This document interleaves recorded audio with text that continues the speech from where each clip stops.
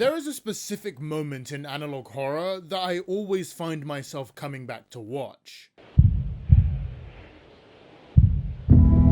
Nah, I'm kidding. It's the call in Mandela Catalogue between Mark and Caesar. Visually, not much is going on, but it's the context the viewer is given beforehand that really sells the scene for me. The antagonists of the series are able to take on the appearances of regular human beings, with the caveat that they are far more warped versions. So during this call, Caesar is attempting to get Mark to come to his house by any means necessary, saying his mother has collapsed and won't wake up, but delivering this shocking news like it was an everyday occurrence.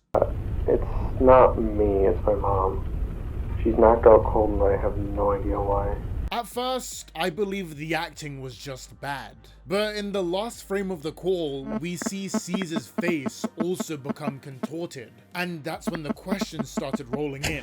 Why didn't the documentary tell us alternates could look normal? Why weren't we told this from the start? Why did the tape lie to me? And there it was. In that moment, every cell in my body was telling me that something was fundamentally wrong, and I didn't truly understand why. There are a lot more scenes like that in Mandela Catalogue, but this one stood out to me the most because it was the first time I asked, why is this so scary? Spoilers, it's not the 4:3 aspect ratio. I think the reason this scared me so much is because of a trick lots of analog horrors do. They show you something familiar and then fuck it up until it's unrecognizable. The uneasiness is almost subconscious, as whatever you're watching feels like an attack on the comforting past a lot of people retreat to. It's an angle I don't see a lot of horror content really take a shot at. I've already made a video on some analog horrors and my initial thoughts on the genre, but after 4 months and a lot of comments telling me all the good ones I missed, I want to hyperfixate on the genre just a little bit more. So here's analog horror 2, Electric Boogaloo. One of the scariest things that's ever happened to me actually was this one time I grew a tail. By the way, I'm not a furry. This video is sponsored by Manscaped. Your balls will thank you. Statistically speaking, most of my audience have had to deal with the miserable downhill spiral that is puberty. You know, your voice gets deeper, you stop being able to fit into your favorite shoes, and you get hair everywhere. Thankfully, Manscaped Your Balls Will Thank You sent me a few products that will help. First, the Lawnmower 5.0 Ultra. It's powerful, it's waterproof, and it even has a flashlight. As you can see, it's quite dark in my room. Thank God I have the Manscaped flashlight on my razor to see in the dark. I've been using this razor for the last few days because I grow hair a lot, and I've had no problems. I love this thing. Then the Weed Whacker 2.0.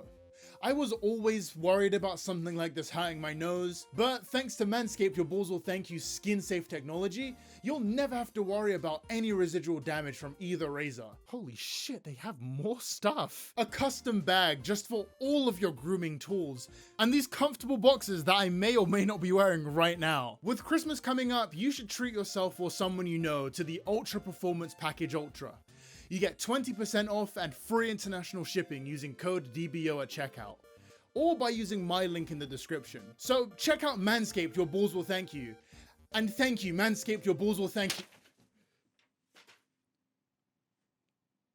Oh, it's just pronounced Manscaped? Check out manscaped.com, everyone. And thank you for sponsoring the video. One of the most recommended series on the list was an analog horror called The Greylock Tapes, created by Rob Gavigan, someone who already had quite the presence on YouTube. And a part of me wants to imagine that experience caused him to write Greylock the way he did. The series takes its time to drip feed you more knowledge about the world. The first thing we're able to infer is that this is being set in the late 20th century. This era is kind of notorious for the increased levels of paranoia both the US government and its citizens were feeling at this time. The Stargate project was the US military unironically trying to bring out a person's psychic abilities, because they found out the Soviet Union was allegedly spending 60 million rubles a year on this stuff. Of course, this brought no results and was eventually shut down before the 2000s. Greylock uses this idea to tell one of the most interesting stories ever. As quickly as the Project Stargate stuff is brought up and acknowledged, it's seemingly dropped from the story. We're frequently told how safe and well tested the Thought Forms experiments are, but if the government happened to actually figure out how to do this stuff,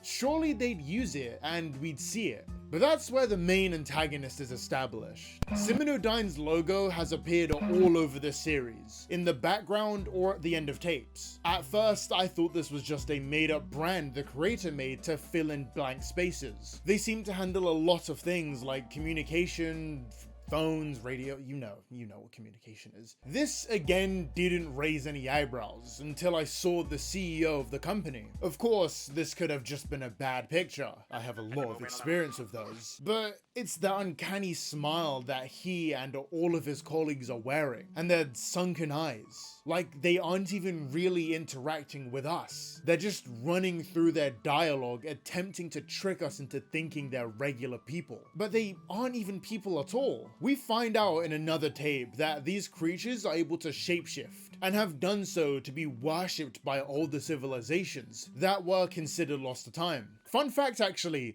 the researcher who found out about this was later tracked down and killed. I think Seminodyne is the newest way of controlling the human mind. Instead of something corny like being worshipped like a god or psychic powers, they want to target humanity's biggest strength and weakness: community. It's that need to be around others and socialize, to be up to date on trends and avoid complete isolation that is so deeply ingrained in every single one of us that these creatures now want to exploit. Following the death of President Kennedy, Seminodyne were kind enough to give people telephones, flashlights, and radios in order to make sure that they were up to date on whatever was going on in their country. This seemingly kind act only exists to give them more eyes on you. It's a strategy other big companies have used, targeting as many people as possible in order to make you forget that they're even there. It's hard for me to even really explain this, since I've grown up in an era where shit like McDonald's and Coca-Cola is normalized. To put that into perspective, it's more weird not to see those brands somewhere around you. Now, Seminodyne is a household name. You can't live without some sort of Seminodyne product in your house. You won't even notice when you're drinking out of your Seminodyne cup or listening to music with your Seminodyne branded headphones. So now, when they invade the media, you don't even notice. Of course, I could have been reading way too much into this. And let's be real, that's definitely possible. But the fact that I can draw this conclusion is pretty cool to me anyway. The fact that the main antagonist reap the rewards of religious worship before turning to consumerism to grow their reach is a story we're never gonna get in Hollywood for obvious reasons. This is so interesting to me, because this is how a fuck ton of bigger companies actually work. They're apathetic to the suffering of others, will make decisions that harm the very world we live in, and quickly hop on a trend to earn brownie points. If I keep going, this would be a very different video, but I really hope you guys get what I'm talking about. Because I am a deeply flawed human who is always looking for problems in anything, I did notice a few things that I wasn't much of a fan of while looking through Greylock. I think the glitching effects were used far too much in every video. I understand the point of it, either to show how damaged the tapes are, or to show that they've been tampered with. But there are better ways to do that don't cause me so much eye strain. It's weird too, because in the 6th tape, there is a really cool effect used. To have a character's profile gradually change from smiling to distressed, as his situation gets worse and his recording gets more frantic. I just wish I could fucking see it. Maybe a few flickers here and there. Maybe have the audio start to like bug out at specific bits. Cause as it stands, when these effects are being used, I'm taken out of the story. This isn't always a bad thing. I've had moments watching media where I snap back to reality to admire the effort that must have gone into, I don't know, editing a video or something. But with Greylock, I spent a decent part of it imagining a guy putting like a million different glitch effects on a timeline, which probably isn't the intended effect. This is a nitpick though. Believe me, there are way worse things a piece of media can do than overusing an effect. Overall, I enjoyed it though. Holy shit. Give it an Emmy or something. I do not like Vita Carnis. What? For the first few episodes, I try to mainly focus on the positives in the more recent videos on my channel, and I will get to those in a minute or two. But I kinda also want to explain why I thought I wasn't gonna like Vita Carnis. The first 8 or so videos act as a documentary slash PSA kind of thing, where the audience are told how each one of the monsters in the series work. On its own, this isn't a problem. It's just really boring. I understand that we as an audience need to understand how these things work, and they are very interesting creatures, but I think the videos suffer from a dull delivery that makes it hard to stay interested. They all have a pretty similar formula as well. We find out where the creature resides, what they do, and how society is dealing with them. If 1 or 2 of these videos were shot in this way, I wouldn't have an issue, but they all get so repetitive. What I think would have worked better is having handheld footage, where we see how the creatures interact with human beings. And that's it. No more TTS explanation of how they work, down to the very minute details. I should also point out that there is a video where the handheld footage idea is used, and I don't like it. What is this shit? The issue I have with this video is that nothing is happening. No, seriously, for like 20 minutes, we're just staring at the ground. Characters are talking about stuff, I guess, but they could have easily been cut down to 5 minutes. I think after getting through the chore of the first 8 videos, and then going back to this is kind of disappointing. Alright, cool, now that I've hit my daily quota of hating, it's time to talk about how Vita Carnis is fucking awesome. While I still truly believe in the word vomit that just left my mouth, I also think Vita Carnis's good parts outweigh all of the negatives. Firstly, let's talk about the fucking outstanding practical work in this series. This was a bold move made by Darian Qualley. If costumes or molds weren't good, they could have taken people out of the story, but they look really good. The pet trimming video really is the outstanding work of this entire series, and one of my favorite videos. The trimming looks about as disgusting as a flesh monster should. It looks like it has the same texture as tenderized meat or something, but it still has these almost pathetic aspects to it. It's known for its screeching when hungry, and can barely even open its eyes. It's like a baby. Another thing I love is the fact that the living meat isn't invincible. While humanity are objectively the underdogs against a lot of analog horror monsters, in Vita Carnis, I could just fucking shoot one of these things. For some reason, treating these entities as just another species on the food chain has never been done before, and it really helps Vita Carnis stand out. You've got people using trimmings as pets, and people role-playing in the comments of videos about their run-ins or right to bear arms. It really helps with making this world feel real. Right, let's talk monsters. Monoliths are interesting because the video says that they just stand there and do nothing. Except that one time where the redacted event occurred and fucking missiles were fired. I'd like to theorycraft and say that the monoliths have infected the minds of some human beings, or at least has the ability to fuck with technology. My reasoning for this is how the flavor enhancer video kind of loses its mind at the end, with it trying to get everyone to consume the powder. Am I gonna get demonetized for that? Probably not. Take a look at the logo on the jar. Now, flip that 180 degrees. Holy shit. Like, all jokes aside, I think this theory might actually have weight. After the flavor enhancer video, we are gradually fed more info about this logo and potentially the event that got censored in the 7th tape. We find out how very important people had the red logo somewhere on their clothing. But the final point of proof I have is that in the final episode of season 1, a map displays the monolith the exact same way as the logo. It's even red too.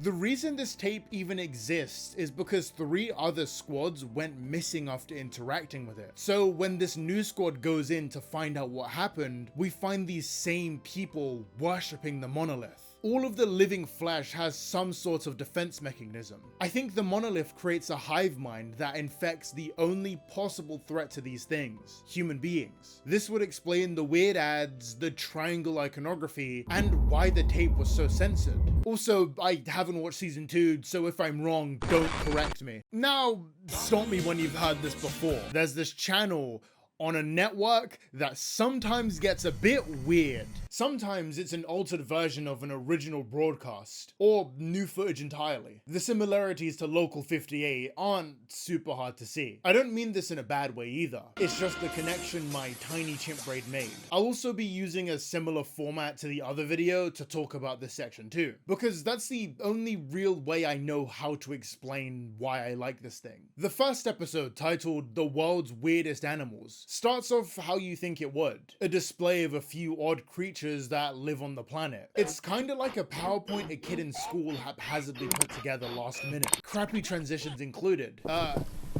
What is this? I'm sure that's totally fine. The next episode gives us some storm safety tips, though they start to get a little weird. Something about avoiding the lights and all that stuff, whatever that means. There was a broadcast about the solar system, which was the first to get an actual scare out of it. The fact that the channel needed to even bother bringing up their logo not being an eye made me wait for the very moment that we would get some payoff. And it didn't disappoint at all. As this series goes on, I feel like I both understand where this is going and like I have no clue what's about to happen at the same time. Obviously it's aliens.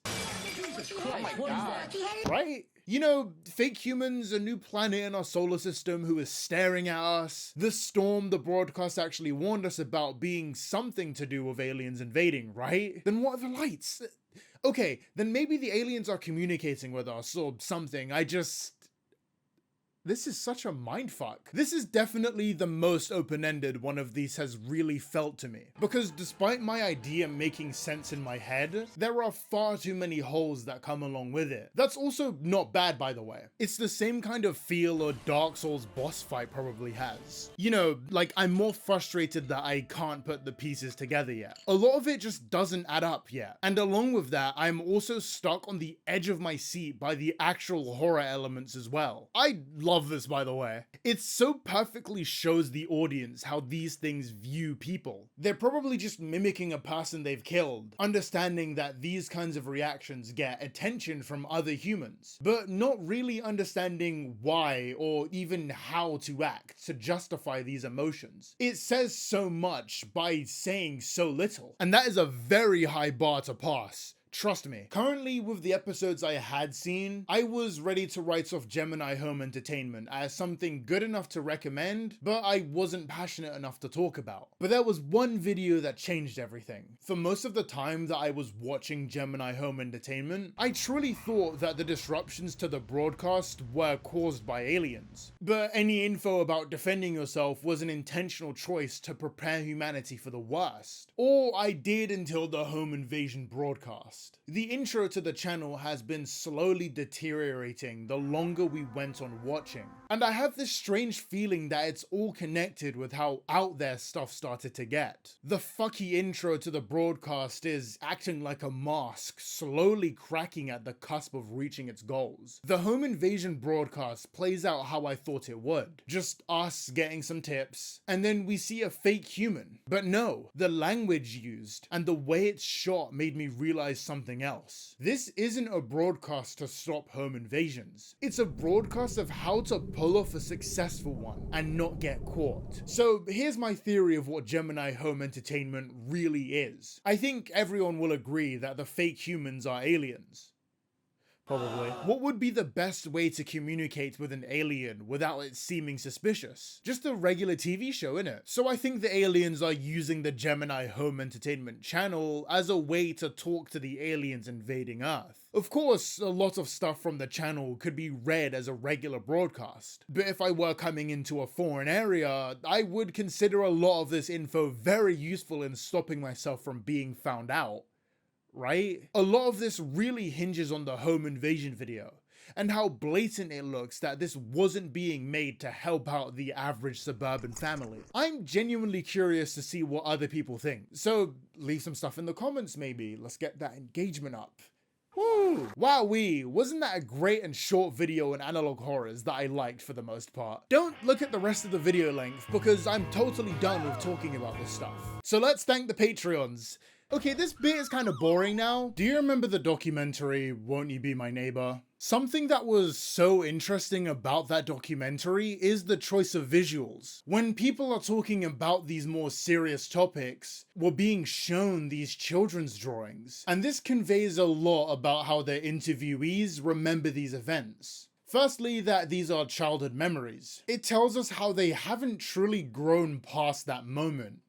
The juxtaposition highlighting just how scarred everyone involved really was. I also like using the word juxtaposition because it makes me sound really smart. Children Under the House uses the same kind of style to do a similar thing, but replace the overall uplifting story for child murder. Taking place in the late 70s, a therapist attempts to help out a non-verbal Jessica, who is under the belief that children live under her house. Hold your applause until the end. I'm not sure how everyone else is with this stuff, but I'm the type of guy who is constantly trying to figure out the mystery in a show as quickly as possible before the reveal. So my first thought was, oh, it's gonna be ghosts. And I was half right. More on that later. Before things begin to devolve, there is still this super creepy atmosphere whenever the therapist asks Jessica a question. I guess that's because I'd expect some sort of answer back. We all know how excitable kids are, so the subduedness, it all kind of just unsettles me, I guess. I tackled this in my last video, but the reason I like the Blair Witch so much is because I genuinely felt like I should not be watching this movie. Everything was so intimate that I legit got uncomfortable watching the characters break down. Children Under the House gives those same vibes, but those moments last way longer. There's a scene early on where Jessica's mother is talking to her, venting about all of her stresses on this little kid who can't even respond, about how she should take the kids and move them back to Houston. She almost breaks down, saying she almost believed that there were ghosts under the house, mainly because her kid can't be crazy. The final part of this scene has her mother wondering if she'll ever hear her daughter's voice again. Big side tangent coming here. If anyone in my audience who has some sort of disability has had to deal with parents that don't really get it, then I think you'll really resonate with these earlier moments. This might come as a surprise to some of you, but I'm very neurodivergent. What?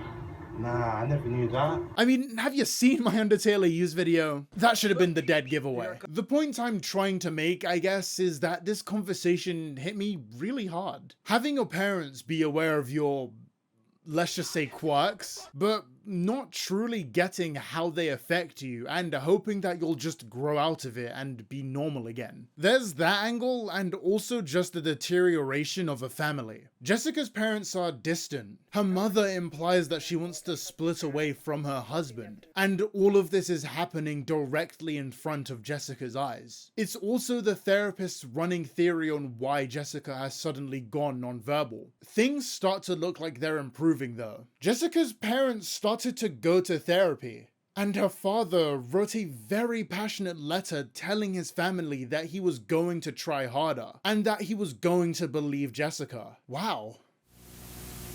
Dramatic irony is a literary device. Jessica begins depicting the other kids in her drawings. One of them, she was called Wendy, was dragged and woke up under the house. Zach was stuffed in a fireplace after his neck broke. Brad was just forgotten, dying of starvation, his body still remaining in the same place since. Mark was shot, and Kate, well, Kate had a hand for every hand that hurt her. And there were other kids too. And for whatever reason, a burger shack was a very big part of this story. Every single kid mentioned during that session had been reported missing. Both the viewer and the therapist would be an idiot to assume this was all in her head at this point. After the death of Jessica's dad, things began to take a darker turn. Along with this though, the therapist gets closer and closer to figuring out exactly what happened with these kids. Each of them are only able to remember pieces of what happened. But what happens when you put them all together?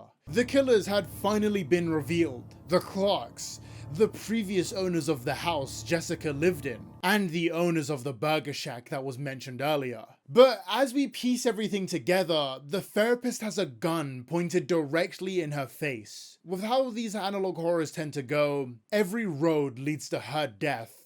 Right? This situation is entirely depicted with Jessica's drawings. The white pages changing to black to show the intensity of the scene. We got the reason the Clarks did any of this. They were selling off the kids for money in order to keep their business afloat. They try so hard to justify their actions too, as if their guilt now makes up for what they did. And the kids seem to agree with me, because they rip them apart, leaving absolutely nothing behind. I was sure that nobody was gonna survive to tell the story, and yet all of the bad guys died, and everyone who wasn't already dead was fine. I could have used any other analog horror to end this video on, but I felt like this one had the most unique visuals and story. If there were two things I'd change about this, I'd have watched it as episodes were coming out, because the bombshells dropped in these episodes would have been insane. And that someone should turn down the fucking glitch effects, god. Ending a video like this is a lot harder than the last one, because that was me tackling a new genre for the first time. Now, I'm just a fan who wanted to talk about something I already knew and liked. The original title for this video was gonna be The Best and Worst of More Analog Horrors. But this isn't really the best and worst anymore, since I liked everything I spoke about. And also, Spaceman Scott made a similar follow-up video, and I didn't want people thinking I had copied him. As I said, this was just me hyperfixating on something I really liked, which kinda lets me segue into my next point. At the start of 2024, I was lost content-wise. I wasn't enjoying what I was making, and I think that can be felt if you pay attention. The first analog horror video was a bold step to make, since it could have just failed, and I would have spent a whole month making a video that no one would remember. But now, the video sits at 500,000 views. It did way better than I ever thought it could. It completely changed the direction of my channel. And now, I've had this for a while, but I wanted to wait for the right moment to really thank you guys for this. I wouldn't be where I am without people choosing to stick around while I figured out what I wanted to do. So thank you. If this is your first video, thank you. If you've watched all of my new stuff, then thank you. And if you've been around since the very beginning, thank you. I really can't put into words how much I appreciate you guys. All right, enough being sappy. Let's talk about the people who really matter. The people giving me money. I want to give a specific thank you as well to Pwet. Much appreciated. Obscuroni, and Po Fanatic or Israfel's Fire, along with all of the patrons you now see on screen. I hope everyone has a wonderful day. See ya, lads. And thank you for 100,000 subscribers. I bit my tongue like twice while saying that.